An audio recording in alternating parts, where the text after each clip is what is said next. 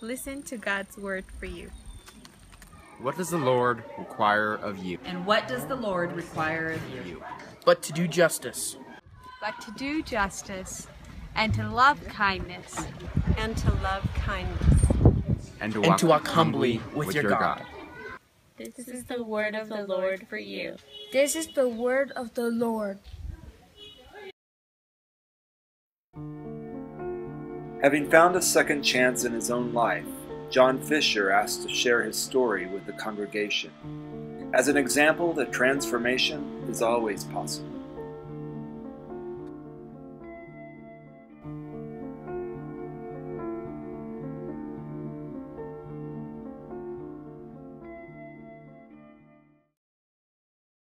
Yes, I did. I grew up as a Roman Catholic, went to Catholic school.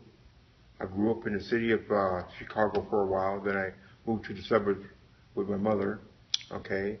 I went to St. John Vianney, St. John Vianney School in Northlake, Illinois for a while, which is a Catholic school. And that's basically where I went to school at, was there in Illinois, okay. After a while, my dad got out of Korea at the time, and we started bouncing, me and my siblings started bouncing back and forth between him and my mother and everything, and my mother couldn't really support us or anything, so she put us, me and my siblings, into like a foster care system, and we went to like an orphanage in Des Plaines, Illinois, called Marysville Academy for about 4 years. And being that my mother could not pay the bills to the orphanage and everything, they kicked my brother out first because he was the oldest, and then they kicked me out, then my sister out. And so we went back to Illinois and lived with my mother, and I was bouncing back and forth between my mother and my father, who lived in Chicago. Well, I got off track when I was about 16, 17 years old, living in the city of Chicago, and I started running with some friends of mine that were basically a bunch of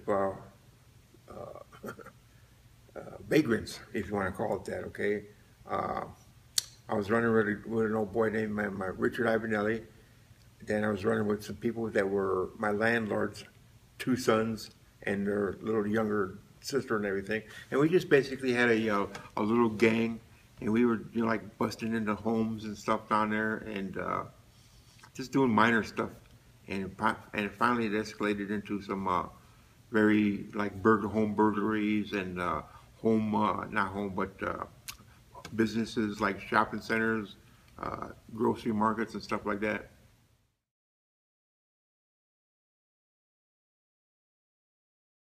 That I was an ex-offender, and I was in and out of prison for the last 40 years.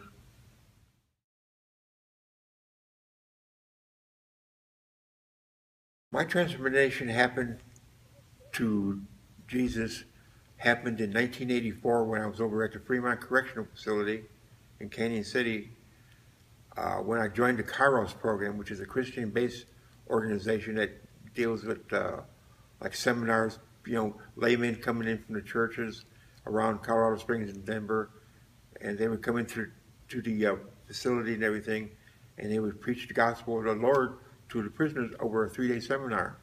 And they would come in, and we would listen to the Bible. We would listen to different stories of the different laymen, of how Christ had changed their lives and everything, and it's just snowballed from there to this day.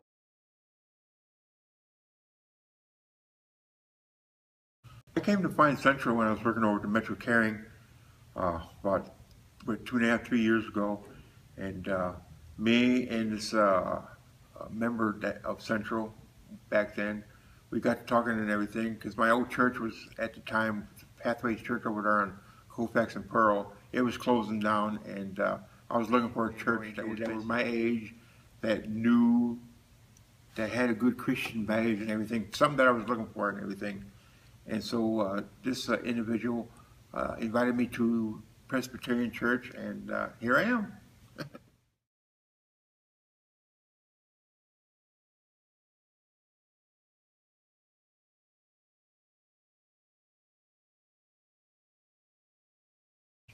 I serve so much because I like to see people smile. I like to see joy come over their faces and everything when somebody helps them and everything.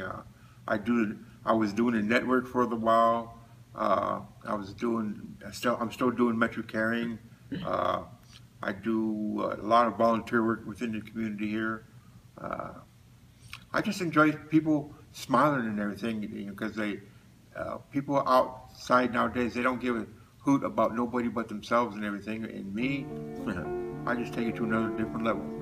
Knowing that he hurt people earlier in his life, it's especially important to John to help people now. Having received a second chance from God, he prioritizes sharing with others that there is still time to get their lives back on track. His service is deeply rooted in his faith and in his belief that God is not done with any of us yet.